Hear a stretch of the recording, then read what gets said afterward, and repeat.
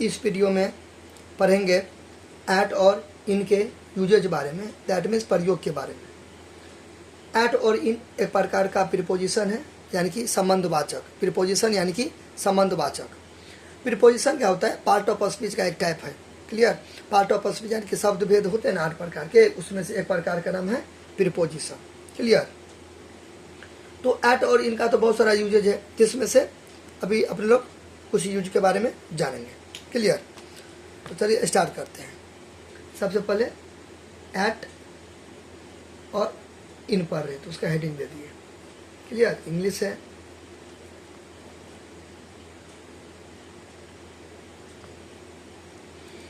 तो पहला स्टार में आपको लिखना है एट और इन का प्रयोग समय और स्थान बताने के लिए होता है। एट और इन का प्रयोग कहाँ कहाँ होता है? एट और इन का यूजेज कहाँ कहाँ होता है? समय, जब समय की बात हो यानी कि टाइम, और स्थान यानी कि प्लेस की बात हो, यानी कि समय को इंग्लिश में क्या बोलते हैं? टाइम बोलते हैं, और स्थान को बोलते हैं प्लेस।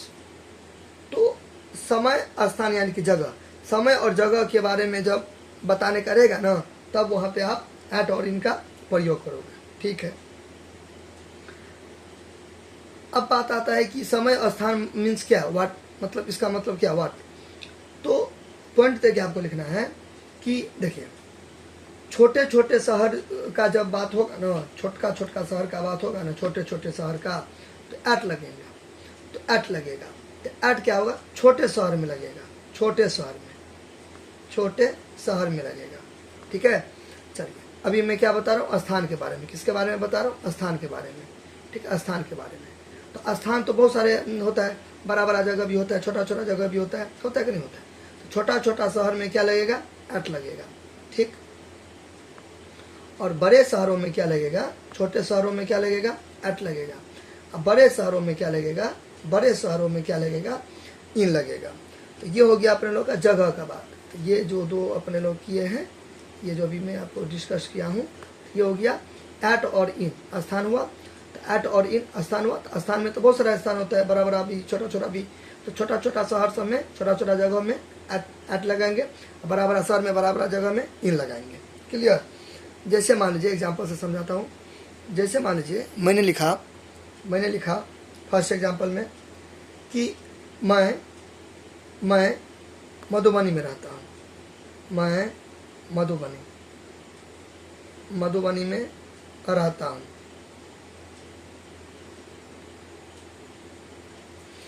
अब देखिए, बिहार का छोटा सा जगह है ये, है ना? मधुबनी उतना बड़ा शहर तो नहीं है, दिल्ली बम्बई सब जैसा। ठीक है? देखिए, हर शहर अपने आप में ऐतिहासिक सांस्कृतिक दृष्टि से महत्वपूर्ण होता है, वो बात एक अलग है। ठीक है? लेकिन जब मैं कंपेयर करूंगा दिल्ली बम्बई से, पटना सबसे कंपेयर में करूंगा, तुलना करूंगा, तब तो ये छोटा हो गया। ठीक है? तो छोटा का मतलब ये नहीं कि मैं हीन भावना से बोल रहा हूँ छोटा है, ऐसा मतलब नहीं है। तो मतलब मेन इसको अदरवाइज मत लीजिएगा।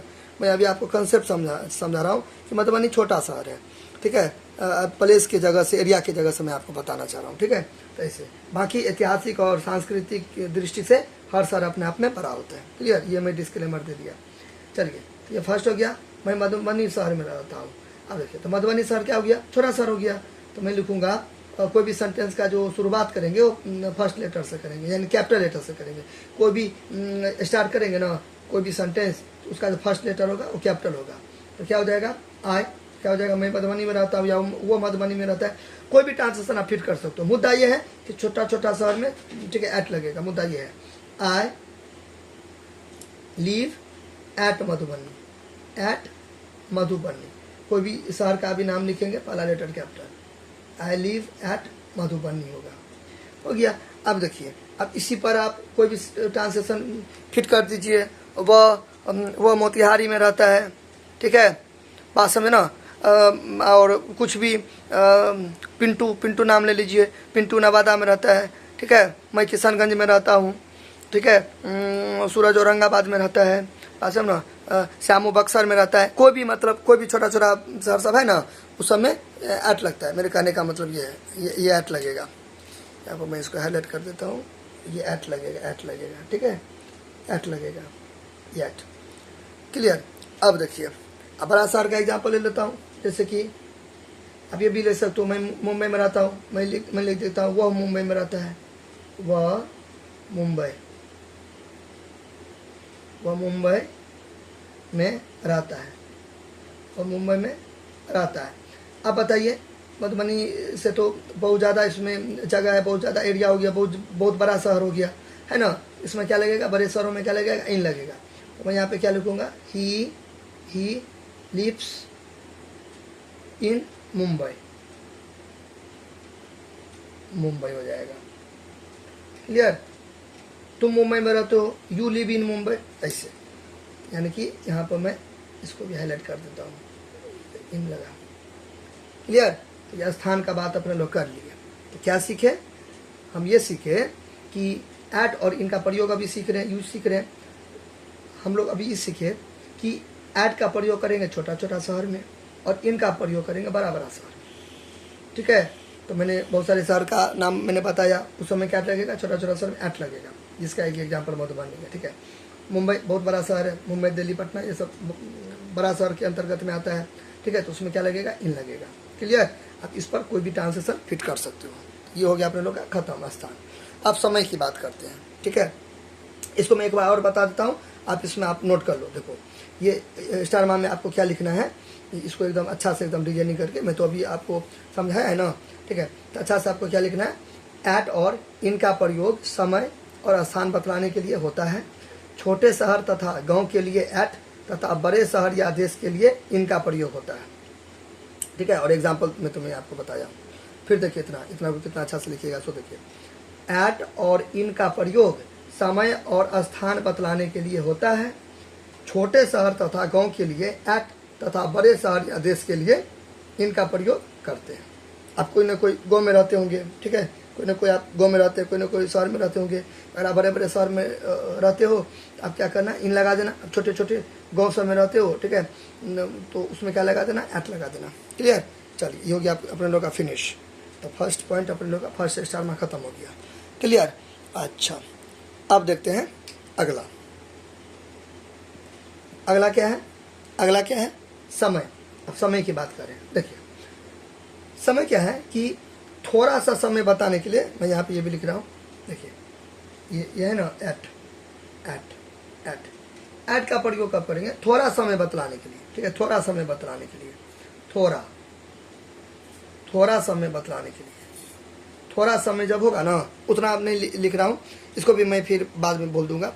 थोड़ा समय बतलाने के लिए, बताने के लिए लिख देता हूँ। थोड़ा समय बतलाने या बताने के लिए, थोड़ा समय बतलाने में के लिए कुछ भी। ठीक है। थोड़ा समय बतलाने के लिए, थोड़ा समय बतलाने में एट का प्रयोग करेंगे और इसका उल्टा हो जाएगा इन। इनका क्या हो जाएगा, अधिक समय बतलाने में। अधिक यानी कि ज़्यादा, यानी इसमें कम, तीर नीचे है, कम समय का बात करेंगे तो एट लगेगा। ठीक है। और अधिक यानी कि ज़्यादा में तीर ऊपर है, ज़्यादा समय बतलाने के लिए। तो आप दोनों में एक चीज़ देख रहे हो ना। देखो आप ट्रिक से याद करो। देखो ये ऐड क्या है, छोटा छोटा चीज़ समय लगा ना। देखिए छोटा छोटा यहाँ भी है, मतलब समय बतलाने के, थोड़ा समय ना, तो थोड़ा समय में है, तो थोड़ा यानी कि कम वाला चीज़ सब होगा ना, तब ऐट लगेगा। बड़ा एक्सपेंड वाला चीज़ सब होगा। ठीक है। एकदम लंबा चौड़ा वाला चीज़ सब होगा तो इन लगाएंगे। यहाँ पे देखिए बड़ा शहर है तो इन है, तो यहाँ भी बहुत ज़्यादा समय का बात हो रहा है, अधिक समय का बात हो रहा है। ठीक है। तो इसलिए यहाँ पे क्या लगा, इन लगा। क्लियर। अच्छा, अब इसको भी एग्जाम्पल से समझते हैं। देखिए जैसे मैं हिंदी नहीं लिख रहा हूँ, आप अपना हिंदी लिख लेना। ठीक है। देखिए जैसे कि वह 4 बजे उठता है। ठीक है। वह 4 बजे उठता है। चलिए लिखे देता हूँ, वह 4 बजे उठता है, वह 4 बजे उठता है। तो ही गेट्स अप एट 4 o'clock। 4 वो देखिए अपोस्ट्रोफी दे देंगे, क्लॉक। ठीक है। वो 4 बजे सुबह में उठता है। He gets up at 4 o'clock in the morning. मैंने क्या बोला, आप अपना ट्रांसलेशन अपने हिसाब से मैनेज कर लीजिएगा। ठीक है। वो 4 बजे उठता है। ठीक है। यहाँ पे देखिए एट लगा। ठीक है। एट लगा। ठीक है। यहाँ पे देखिए एट लगा। यहाँ पे क्या लगा, एट लगा। ठीक है। 4 बजे उठा, तो एट लगा। क्लियर? अच्छा, अब यहाँ पे अब एक और एग्जाम्पल देखते हैं अधिक वाला में।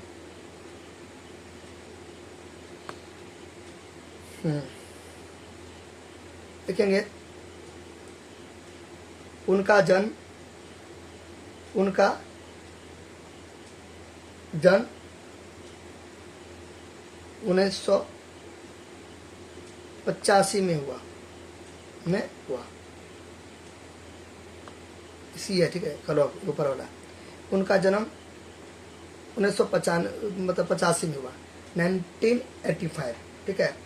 यहाँ पे लगेगा सी या ही, ठीक है। चलो, तो हाँ, तो उनका जन्म 1985 में हुआ, तो ही या सी वाज बॉर्न इन 1985।